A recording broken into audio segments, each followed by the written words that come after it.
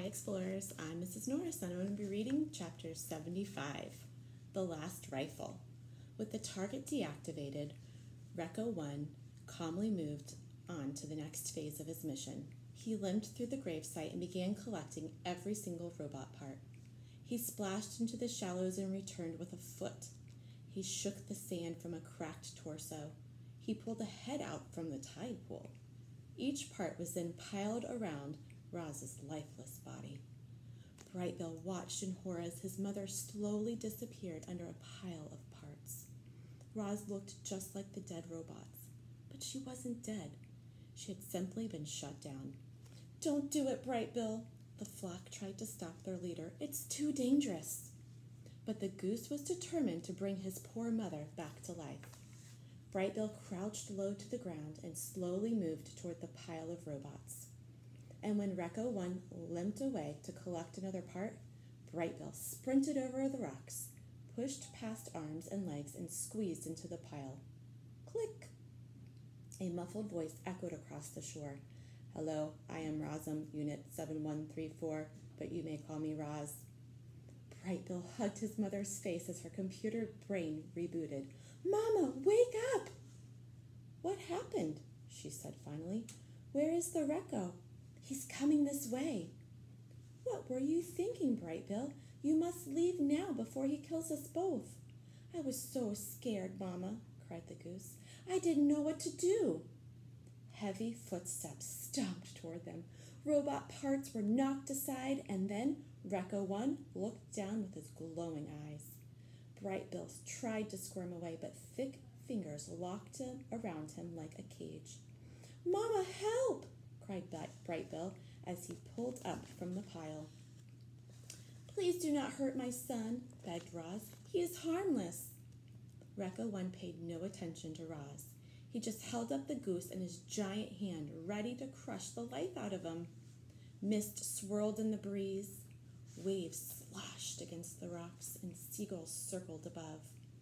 No, not seagulls, vultures. And one of them clutched something silver in his talons.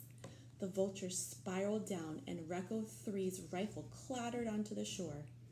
Geese and otters quickly surrounded the rifle. They squawked and squeaked and fumbled with the weapon, trying to aim the clunky thing. The hunter was confused. How had those animals gotten a rifle, and could they possibly know how to fire it? They did know. The geese had seen a trigger pressed before. A beam of light briefly flashed through the gloom. At first it seemed as if nothing had happened, but a moment later Recco 1's chest began glowing a brilliant orange, and then it was melting and oozing down his front, and soon there was a wide gaping hole in the middle of his torso. His hand suddenly unclenched, and Brightbill fluttered away. Seawater sprayed over the gravesite, and steam hissed up from Recco's scorching hot guts. Ooh. He shook and twitched and collapsed beside Roz. Recco 1 turned his face to Roz and spoke in a quiet, garbled voice. "More Reccos will come for you, and if you destroy them, still more will come. The makers will not rest until all missing robots have been retrieved." When will they come?" said Roz. "How long do we have?" "You can still be fixed, Roz. Go to the airship, but bring all of the robot parts with you. The ship knows what to do. His voice went silent. His eyes went dark, and Recco 1 was gone. Chapter 76, The Broken Robot. Geese and otters were bustling all around Roz. They were pulling arms and legs out from the robot pile and pressing them against her body.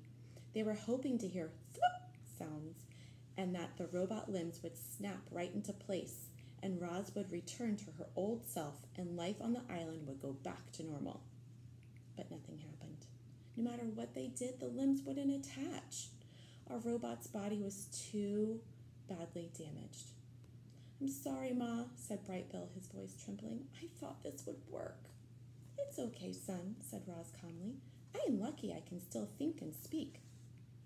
The animals tried to to smile at their poor friend, but they couldn't hide their sadness. Roz was a mangled wreck, and there was nothing they could do to fix her. The robot wanted to be strong for her son and her friends. She wanted to ease their worried minds and tell them everything would be fine. She looked down at her broken body. Then she looked up at the geese and the otters and said, "I will need some help getting home." Chapter 27, The Meeting.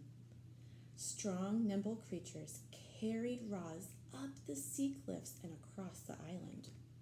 That's pretty big. It's a big lift.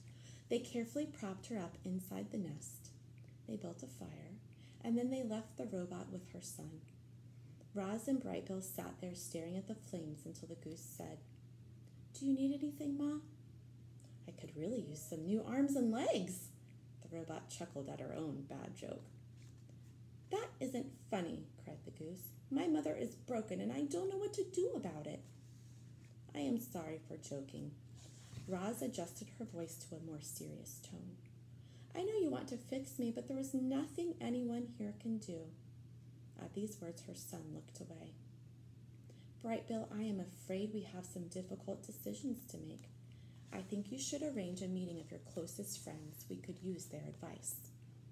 The goose disappeared out the door, and soon Roz's oldest and wisest friends were on their way. Loudwing was the first to arrive. She limped into the lodge on her injured foot and sat close to her robot friend. Mr. Beaver appeared next, followed by Fink and Swooper. Then Tawny curled up on the floor. Mother Bear was too badly hurt to make the journey, so Nettle came in her place. She sat in the garden with her enormous head jutting through the doorway. Brightbill returned with Chit-Chat, who was nursing her burned tail. The last one to crawl in was Crag, the old turtle. Once everyone was there, the meeting began. The group talked all through the night. They discussed the Reccos. They discussed what to do about Roz. They discussed how to keep the island safe. There were stark differences of opinion, and tempers flared. But by daybreak, the group had agreed to a plan of action. I wonder what the plan of action is going to be. That morning, the dawn truce didn't take place in the great meadow. Instead, it took place in a small meadow by the foot of the mountain in front of the airship. Weary animals quietly hobbled into the clearing. The only sounds came from a gurgling brook that wound through the gathering and right past our robot. Roz sat in the wet grass. She was leaning against a rock. She looked so sad and frail. However, she still had her thoughts and her words, and for the moment, that was all she needed. "Good morning, animals of the island," Roz's voice filled the meadow. "I must look strange to you, all beaten up like this, but I hope I still sound like your old friend." Hundreds of heads nodded. "You fought bravely yesterday. You risked your lives defending me, and I am eternally grateful. But many of our friends were wounded. Some may not recover, and there is worse news. Before the last Recco was gone, he told me that more of his kind will come to our island. They might already be on the move. And even if we defeat them, still more will come. My makers will not rest until all of their property has been retrieved. They want all of the robots. They want the broken parts. They want me." The crowd was silent. "But I care about this island far too much to put any more lives in danger, and so, my friends, I must leave." Wow, what a selfless decision for her to make. Voices cried out, "Don't go, Roz. Next time we'll be prepared. We risked our lives so you could stay." "I hear you," the robot's voice cut through the din. "But look at me. My body is ruined. And the Recco said the only ones who can help me are my makers." "What if he lied?" howled a voice. "You can't trust those monsters." "You were right," said Roz. "He might have been lying. There may be no hope for me, but that is a chance I have to take. Animals, you taught me to be wild. I want to be wild again.